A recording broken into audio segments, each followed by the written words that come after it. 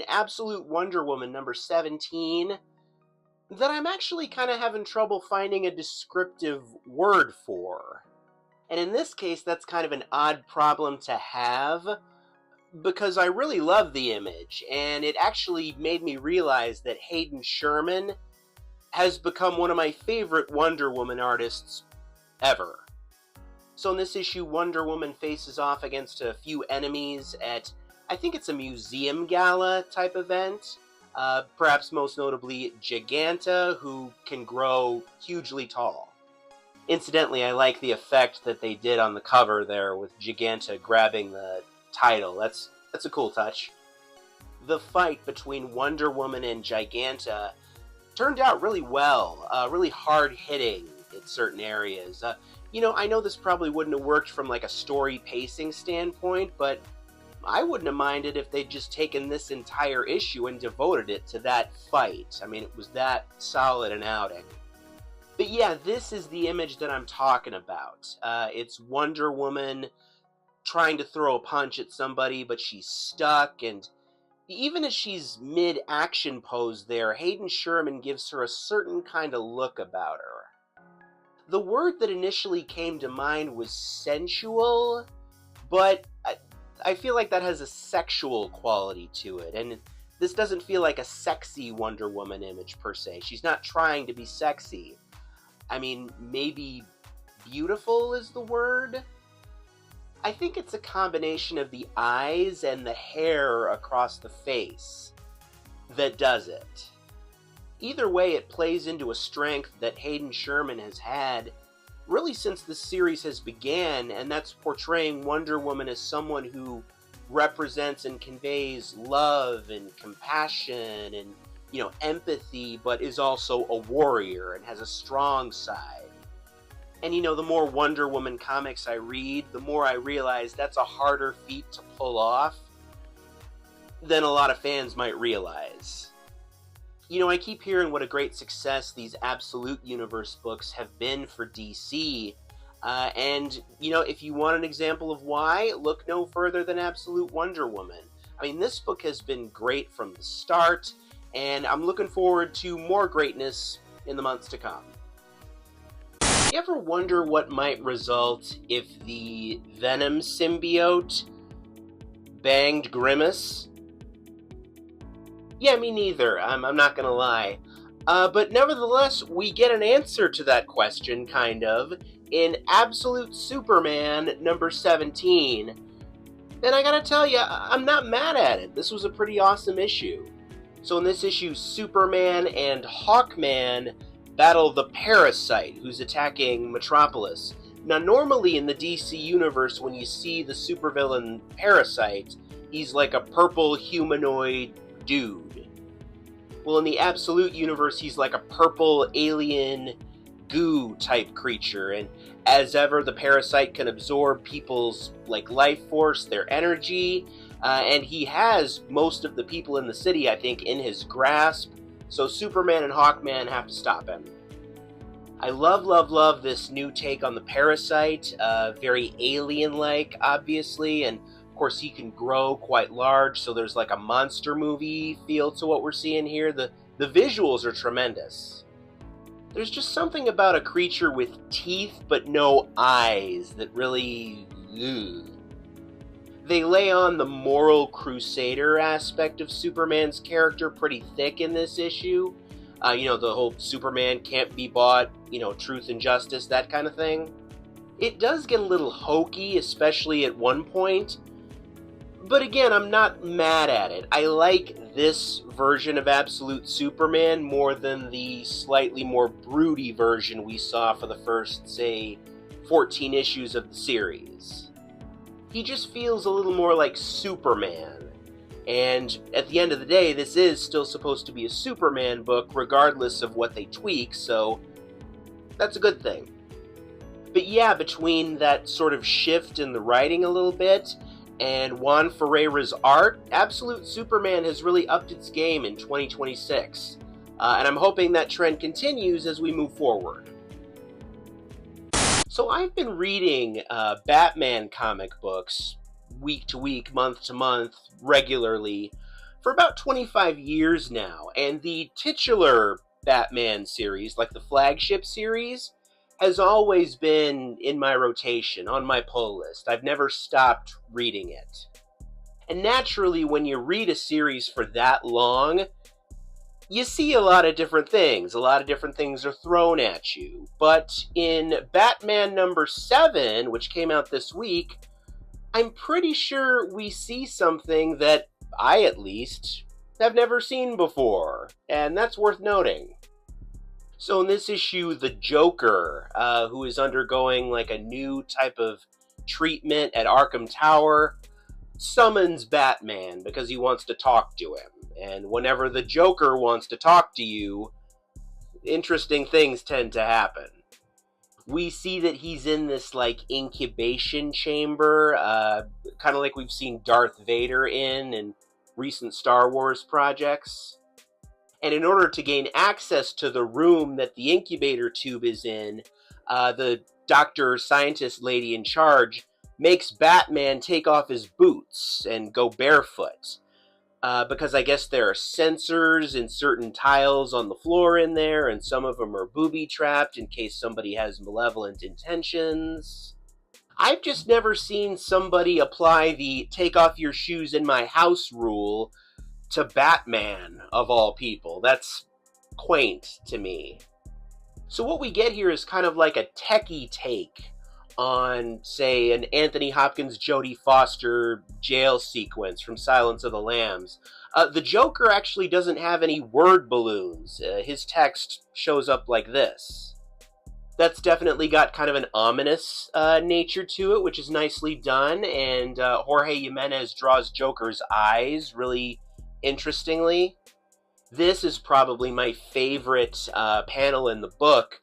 Batman's reflection in the incubation tube juxtaposed with, what he sees of Joker. That's cool. The blue on Batman's costume seems to be a little brighter here, like the brightest it's been in this series up to this point. Is it because of the fluorescent lights on the costume that make it seem a little bit brighter? Was that a creative choice? It's curious. And then there's a great twist at the end of the issue that'll definitely bring people back next month with a vested interest. This Batman book continues to have a lot of momentum. It's better than it's been in quite some time. Few, if any, complaints. So The Dark Knight Returns celebrates its 40th anniversary this year in 2026. And most Batman comic book readers know that story is about an older Bruce Wayne who comes out of superhero retirement to fight some bad guys. It's a pivotal story in a lot of ways.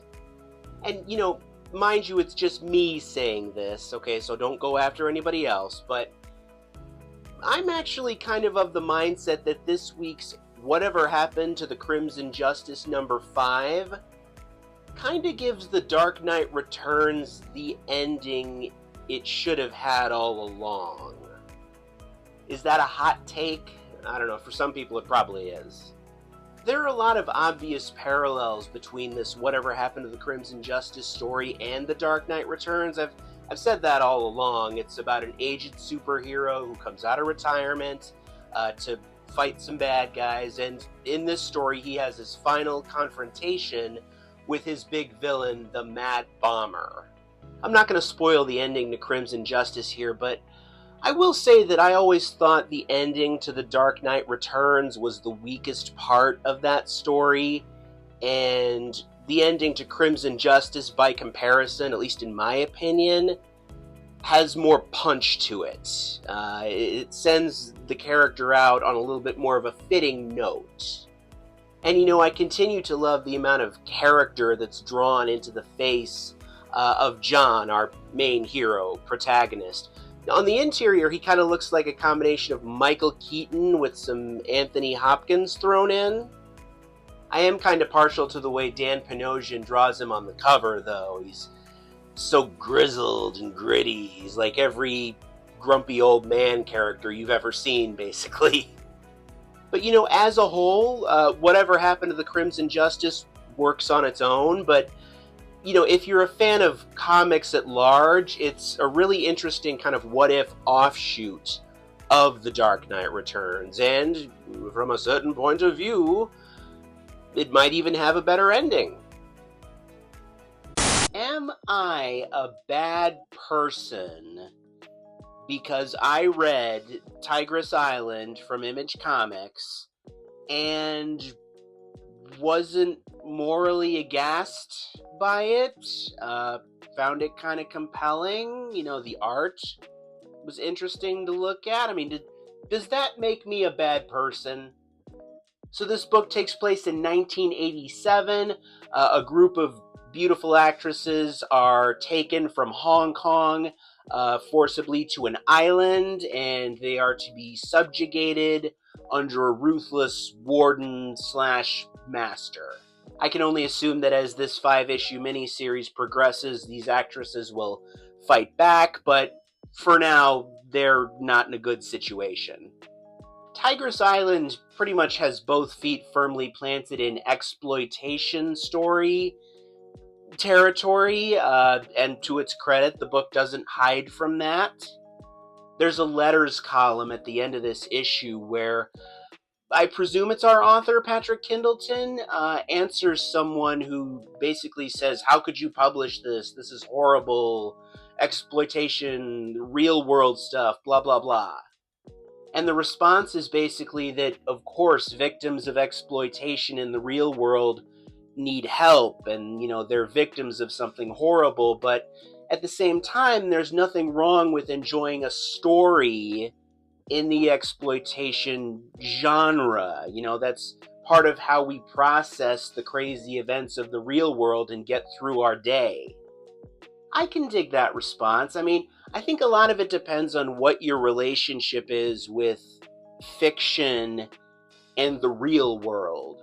Like, for instance, so many people enjoy The Killing Joke, but at the same time, I would say most people who read that story would tell you that what happens to the Barbara Gordon character in that story should never happen to anyone in the real world. And I think as long as you can separate fantasy from reality, it's kind of a no harm, no foul situation.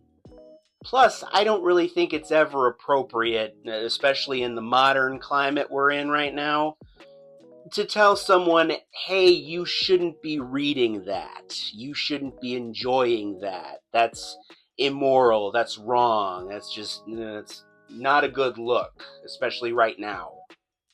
So now, having said all that, let's finally talk about the issue itself. The art by, is it EPHK? Is that how you pronounce that? I legit don't know. I'm not trying to offend.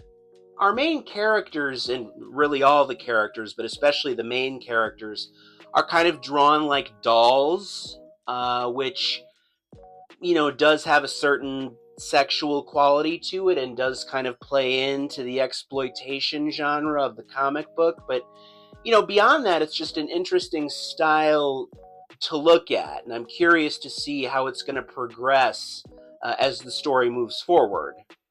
We don't meet the big bad warden character in this issue, but I am very curious to see what he, and it is a man, what he turns out to be like. I won't say I'm in love with Tigress Island at this point, but issue 1 did pique my curiosity, so I'm going to be checking in on issue 2, and I will do so with little to no shame.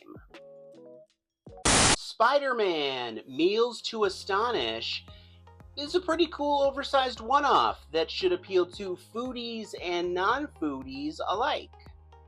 So this is an oversized, food-themed one-shot that I'm pretty sure is out of continuity, and Jose Andres is the big guest star.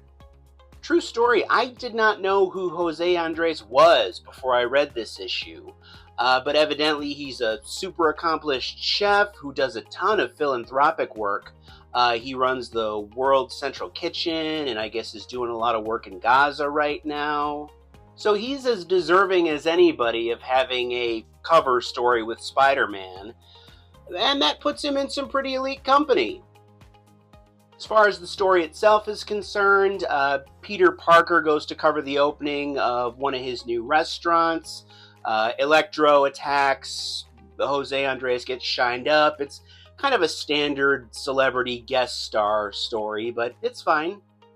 But there's also 3 other short stories in here by a variety of talented writers and artists.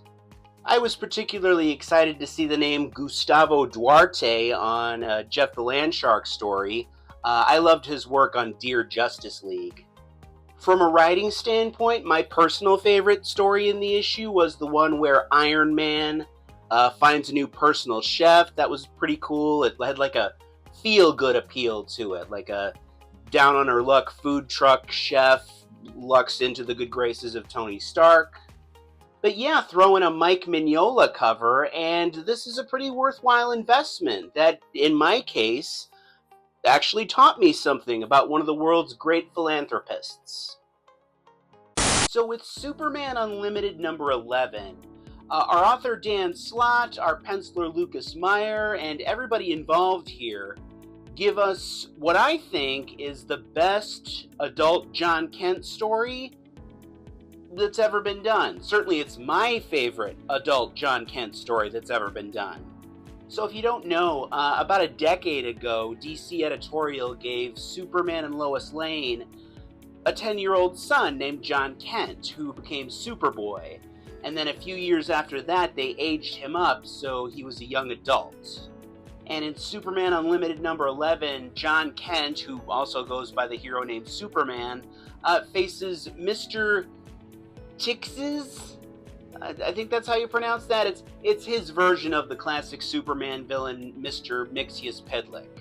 And in this issue, John kind of gets existential, and as he takes a look at his life and sort of examines the idea that he will forever be in the shadow of his more famous father, and he has to decide how he feels about that. And the answer that he comes up with as far as, how he feels about being in his father's shadow is really pitch perfect for a Superman story, and it's why I love this issue so much.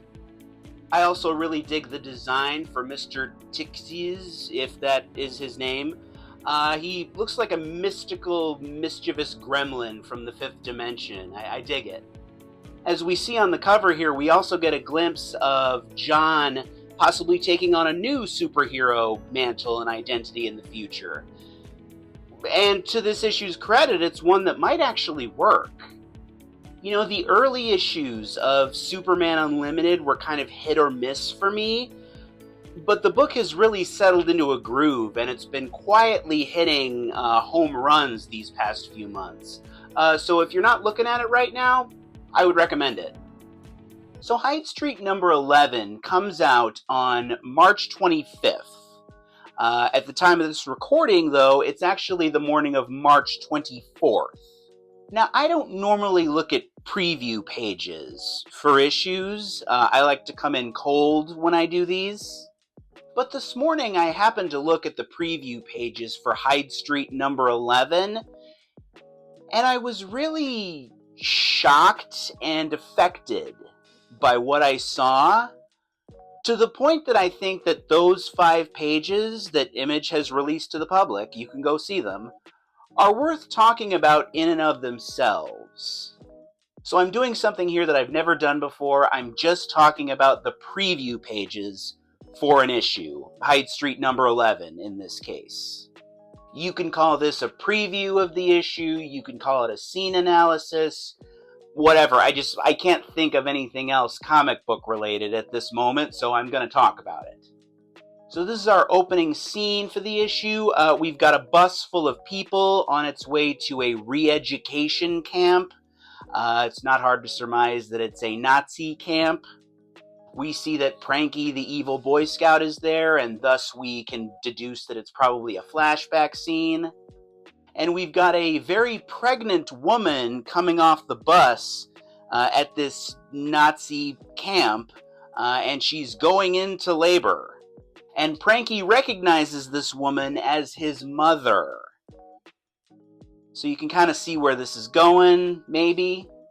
We get a page in the birthing room, we get a couple of disconcerting, unsettling lines, and then we get a face-to-face shot with the newborn Pranky, which I'm going to show you in 3, 2, 1.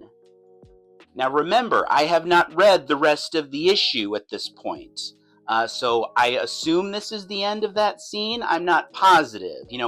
For all I know, there could be a high-stepping musical number that they go into from this point. So yeah, very disturbing, very tense, very morbid scene at this Nazi camp with Pranky's mother going into labor unexpectedly, I suppose. And the page that really sticks with you, or at least the one that stuck with me, was the close-up shot of the newborn baby. That's the one I can't really get out of my mind. I guess you can kind of make the argument that our artist Yvonne Reese, our inker Danny Mickey, and again our colorist Brad Anderson kind of used some of the inherent horrific nature of childbirth to add to this scene, because you're right up there with the baby. And newborn babies can kind of look like purple aliens, as some of us know. And I think one of the reasons that this affected me so much is because, I'm a father of 2, and I was fortunate enough to watch both my babies come into the world, so I've kind of been there, but I don't think you have to be a parent to appreciate and experience this scene. And, as much as this scene did kind of unsettle and affect me, I'm not mad at it. I mean, I maintain that you can't read a horror comic book or watch a horror movie or whatever and be mad when you see something horrible. I mean, it's right there in the name of the genre, horror. And in all honesty, I actually think that these 5 pages were executed really well in terms of both the writing and the art. It's not like you can't kind of feel something bad coming here. I mean, we are at a Nazi camp. And we've got this red glow, this red hue over the entire scene, which is very unsettling. And of course, you've even got that glow over the baby when he comes out, which helps make it a horrific reveal as opposed to like a blessed event. You certainly wouldn't do that during like a regular childbirth scene. There was no red glow over the camera when baby Luke and Leia were born, for instance. This baby reveal page actually kind of captures your imagination in a weird, highly unsettling sort of way. Because when I first looked at it, I was shocked, naturally. But then a few hours later, I came back to it, and it wasn't as bad as I remembered it, oddly enough. So I think it initially prompted my brain to, project certain details from my time in the birthing room onto the page and into that story. And that's a really powerful thing for a piece of art to be able to do, whether it's a horror book or not. The big question I have from here is, how do you follow the forced birth at a concentration camp flashback scene? Like I said, I assume it's not a high-stepping musical number. Needless to say, I will be picking up Hyde Street number 11 on March 25th with great interest. So there's a story that kicks off in Justice League Unlimited number 17 that's really interesting, or at least potentially really interesting. Enough so that this book had kind of fallen off my radar, and now it's back. So in the aftermath of the DCKO tournament, the big universe is on the line tournament, the Justice League ponders granting amnesty to certain supervillain types who participated in the tournament. People like Harley Quinn, Lobo, Lex Luthor. It's Wonder Woman who sort of ponders this idea of forgiveness for villains and people who've done something bad, and giving these people a chance to redeem themselves. And I like that. It's very Wonder Woman. And I appreciate the analysis of the sort of wash, rinse, repeat superhero, supervillain trope. You catch the villain, you put the villain in prison, the villain breaks out, repeat. And I think this could go some really interesting places depending on what they decide to do with it. This actually kind of feels like a Justice League Unlimited idea, that they could have used for another season of the old show. Like, if the show had gone another season, this could very well have been what they tackled. I mean, especially based on how the show ended. Clayton Henry really gets to shine in this issue as far as providing us with a couple of epic moments, such as this. He can play that song too, make no mistake about it. Bruno Redondo also made me smile with this variant cover, which I'm almost positive is inspired by the movie Step Brothers. Would you believe that in the big Superman-Spider-Man team-up issue that came out last week from DC and Marvel, the character that wound up getting the most shine, at least in my opinion, was J. Jonah Jameson? Yeah, the Get Me Pictures of Spider-Man guy. Who'd have thunk it? So yeah, last week the latest collaboration issue came out between DC and Marvel. The top story, of course, featured Superman teaming up with Spider-Man. But as has been the case with these issues, you also have various shorter stories on the back end where different Marvel and DC characters meet each other, usually for the first time. And incidentally, because they've delayed the digital release of these issues to incentivize people to go into comic shops and buy them, I'm going to try and avoid showing you interior art. Thankfully, they've released like 10,000 variant covers for this issue, so we should be fine. But anyway, wedged neatly into this issue is a 5-page gem of a story written by Greg Rucka and drawn by Nicholas Scott, where Lois Lane from the Daily Planet talks to J. Jonah Jameson from the Daily Bugle on like a talk show. And the idea is that they're debating the Daily Planet's allegedly very pro-superhero stance versus the Bugle's largely negative superhero stance. You know, J. Jonah Jameson, of course, famously dislikes Spider-Man.